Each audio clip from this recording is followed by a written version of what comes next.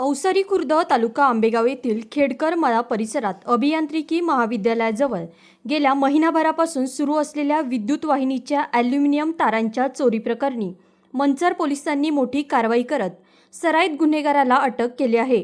आरोपीकडून 4,40,000 रुपये किमतीचे 1,100 किलो वजनाचे ॲल्युमिनियम तारांचे बंडल जप्त करण्यात आले आहे। याबाबत मिळालेल्या माहितीनुसार फिर्यादी मयूर दत्तात्रय खेडकर वयवर्ष 35 राहणार अवसरी खुर्द तालुका आंबेगाव यांच्या घरासमोर ठेवलेले 4,40,000 रुपये किमतीचे ॲल्युमिनियम तारांचे बंडल अज्ञात चोरट्यांनी दिनांक 26 मे ते 13 जून 2026 या कालावधीत चोरी करून नेले होते। या प्रकरणी मंचर पोलीस ठाण्यात गुन्हा दाखल करण्यात आला होता।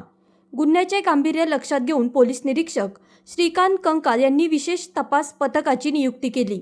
पोलिसांनी कसून तपास करून विजय भाऊसाहेब गायकवाड वयवर्ष 46 राहणार आळेफाटा तालुका जुन्नर याला अटक केली।